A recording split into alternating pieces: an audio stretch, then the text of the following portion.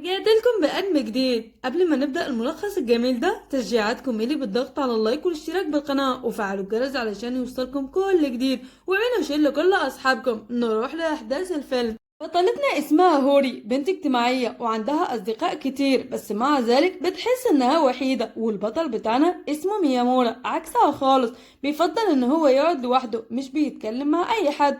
وطبعا الكل بيكونوا مستغربين من تصرفاته دي. هنا القلم بيقع من هوري وبيديهولها كده وبيكمل طريقه كأنه مفيش أي حاجة. هوري بتشكره كده في الهوا. صاحبتها يوري بتقولها هو اللي بيتعامل كده كأنه اوتاكو، بتفضل تتخيل شكله كيوت ده، بتقول هو ممكن يكون كده. يوري بتسأل تورو، بتقول له هو ليه شخصيته كده؟ بيقول لها بصراحة أحسن حاجة ما تسألنيش. يوري بتقول لهم أنا لازم أروح دلوقتي وبتروح جري. تورو بيقول هي ليه راحت وسابتنا كده؟ ليه بتتجاهلنا؟ أكيد راحت ورا الكئيب ده، قصده على مياموري علشان بيقول عنه ان هو كئيب. وبتروح جري. طبعا هوري عندها حاجات اهم اللي هو شغل البيت، وعندها حاجات كمان كتيرة وراها، يعني هي ست بيت وعندها اخوها بتهتم بيه. ولما بتخلص شغلها بتروح وراه. اخوها الصغير ده اسمه سوتا. هنا وهم راجعين بتعدي من قدام ميامورا. ايوه هو ده ميامورا، شفت شكله عامل ازاي؟ طبعا هو بيعرفها، اما هوري مش بتعرفه علشان شكله متغير. هنا وهي بتعمل شغل البيت بيجي اخوها وهو بيعيط. لما بتبص عليه كده بتلاقي الدم في منخاره. بتقوله ايه ده؟ هو حصل ايه؟ وبتلاقي قدامه ميامورا. طبعا هنا بيقول لها خلاص ما تخافيش، حصل خير، انا دلوقتي هروح. بتبص عليه كده وبتقول له ايه ده؟ هو انت ليه عامل في شكلك كده؟ طبعا هي ما عرفتهوش وقالت له انا اسفه، ما كانش قصدي، انا لازم اشكرك.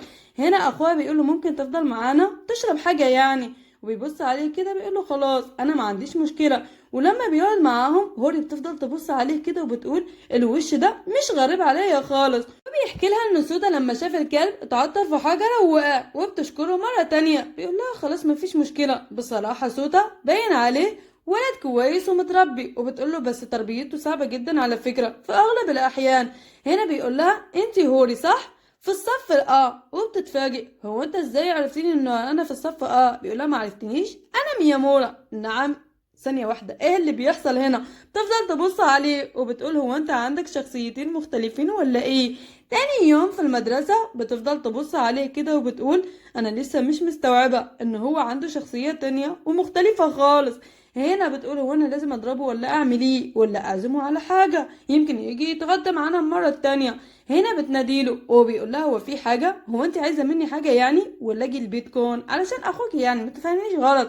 وبتقول له مش علشاني، طبعا علشان اخويا يمكن يكون حبك من اول نظرة، واكيد لما هيشوفك هيطمن ويكون مبسوط. بيقول لها بصراحة اتفاجئت ان انت بتتكلمي معايا علشان اللي حصل امبارح، المفروض تكوني مصدومة. وبتقول له اللي حصل معايا بصراحة غريب، بس انا ماليش علاقة فيك، النهاية دي حياتك وانت حر، مش ضروري ان انا اتجنبك. لما بتبص عليه كده بتلاقي وشه محمر. بتقوله هو انت ليه وشك محمر كده؟ بيرد عليها بصراحة اول مرة اسمع كلام زي ده. وبيجي عندهم البيت وهو في ايده كعكة. هنا بتعرف انه علامته عالية وبتقول ايه ده؟ هو كمان علامته عالية؟ ايه ده؟ هو انا دلوقتي حامل في نفسي ايه؟ بتلاقيه قدامها لازق كده. بيقول لها هو انت بتراقبي علاماتي ولا ايه؟ وبتبص عليه كده بتقول ايه ده شعره حرير وكمان رموشه طويله، هو انا هعمل ايه في نفسي بجد؟ وبتقول لهم يلا بسرعه دلوقتي هحضر الاكل. تاني يوم بيروحوا المدرسه وكمان بيجي عندهم البيت يتغدى معاهم. روحاتك وجياتك كترت ها؟ وبيقول لها النهارده يوري كانت بتبص عليه بصات غريبه، هو انت قلت لها حاجه؟ بترد عليه طبعا لا، هروح اجيب حاجه نشربها.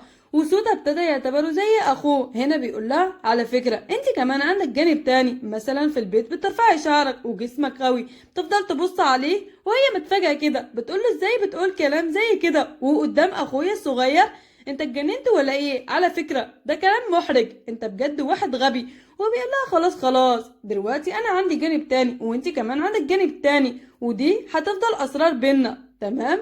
بتبص عليه كده وبتقول له خلاص انت قرر لوحدك. بتقول مع نفسها في النهاية كل واحد عارف سر عن التاني. تاني يوم بيتقابلوا في المدرسة. طبعا مقابلاتهم بقت بتكتر وبيقعدوا مع بعض كتير. ميامورا بيجي عندها البيت وبيقول لها هوري الحقيني انا خلاص انتهيت، علشان في المدرسة طلبوا ان احنا لازم نروح لنادي السباحة. وبتقول له ايه فيها يعني؟ عادي ان احنا نروح لنادي السباحة. وبتلاقي جسمه فيه الوشم ده؟ هنا بتبص عليه كده وبتقول له اوقات بقول ان انت جريء زيادة او يمكن تكون غبي زيادة. ايه اللي بتعمله يا غبي؟ تورو بيقول لها دول زودوها مؤخرا دايما قاعدين مع بعض. بيروح عند ميامورا وبيقول له هو انتوا بتخرجوا مع بعض؟ بيرد عليه لا طبعا احنا مجرد اصدقاء، اصلا هي بتتعامل معايا كويس يمكن بصعب عليها. وبيقول له تورو يعني ما عندكش مشكلة ان انا اخرج معاها؟ بيقول له هو انت ليه بتاخد مني اذن اصلا انت ما تعرفش معاملتها في البيت ازاي، هي عصبية ويمكن تموتك. طبعا كل ده بيقوله مع نفسه.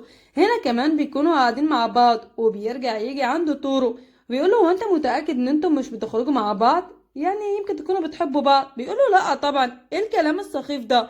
مفيش اي حاجة بيني وبين هوري، قلتلك احنا مجرد اصدقاء وانا خلاص اتأكدت ان انت معجب بيها. تورو وشه بيحمر بيرد عليه واذا كان ميامورا بيقول له ايوه دلوقتي فهمت، علشان كده لما بكون قاعد مع هوري بتفضل تبصيلي بصات تخوف، فاكر ان احنا في علاقة صح؟ بيرد عليه ايوه وانا معجب بيها. هنا ميامورا بيحاول ان هو يبعد من هوري شوية شوية، بس طبعا هي بتلاحظ وبتقول له هو انت ليه بقيت بتتجاهلني؟ اهو بيجي تورو بيقول لها هوري انا لازم اتكلم معاكي ضروري بس على انفراد. بتقول له بس انا لازم اروح اجيب سوتا من المدرسه. ميامورا بيقول لها سيبي الموضوع ده عليا انا هجيبه من المدرسه. تورو بيعترف لهوري ان هو بيحبها، هي بس مبحلقه فيه كده مش عارفه تقول ولا اي كلمه بس مصدومه. هنا طبعا ميامورا قايم بالواجب، راح وجاب سوتا من المدرسه وبيلعب معاها في البيت علشان ما يحسش بغياب اخته. هنا بتيجي وبيروح علشان يفتح لها الباب. ميامورا بيعمل وكأنه مفيش اي حاجه، بيقول لها واخيرا جيتي. طبعا هنا بتكون هوري زعلانه وقالت له تورو قال لي على كل حاجه، هو انت ازاي بتقول له كده؟ هو انت فعلا قلت له ان انا بتعامل معاك كويس علشان انت صعبان عليا؟ ازاي بتتكلم معاها كده؟ هو انت خلاص حالتنا بقت كده؟ طبعا هي فكرها راح بعيد وخلاص وعاشت معاها الدور. بيقول لها ان هم عندهم حق، انا واحد كئيب وممل ويمكن اسبب لك ازعاج واشوه لك سمعتك كمان وانتي عندك اصدقاء كتير. هنا بيقول لها ممكن بس ما تعيطيش. بتفضل تبص عليه كده وبتقول له طب ليه قلت له الكلام ده؟ هو انت اخدت اذني؟ وبتقول له لو مش عايزني اعيط مره تانية او ازعل ما تقولش الكلام ده مرة تانية. وبيعتذر منها بيقول لها بجد ما كانش قصدي. هنا بتقول له خلاص افتكر لو قلت الكلام ده مرة تانية انا هزعل، ولو زعلت زعلي مش هيعجبك خالص المرة دي، هتشوف شخصيتي التانية. لو بطلت تيجي عندنا البيت لما هتتفرج على افلام الرعب هجيلك بالليل واخوفك. هنا بتقول ايه ده؟ هو انا ليه بتكلم معاه كده؟ ده انا كده بطفشه. هنا بيقول لها هو انت رديتي عليه بايه؟ بترد عليه طبعا رفضته. وبيقول لها بس هو شاب وسيم ورائع واي بنت تتمناه. وبتقول له هو انت معجب بيه؟ ما تخرج معاه. وبيقول لها نعم بس احنا مش لايقين على بعض يعني. تقولي بتتفاجئ من ردة فعله، بتقول له هو ده ردك؟ هو انا قاعده مع مين بالظبط؟ بصراحه بشكله ده وكلامه ده ما يطمنش، الواحد يشك. لا ده انت عايز العلقه دي. تاني يوم تورو بيجي المدرسه ووشه مورم كده، بينادي ميامورا باعلى صوت. بيرد عليه مش ضروري تعلي صوتك انا سامعك. بيقول له انت بجد شخص طيب. يوري بتتفاجئ منهم بتقول ايه ده؟ هما امتى بقوا صحاب للدرجه دي؟ بترد عليها هوري يمكن بيطلب منه ان هما يخرجوا مع بعض في موعد. نعم هو انت استوعبتي؟ واخيرا ولحد هنا بيخلص الملخص.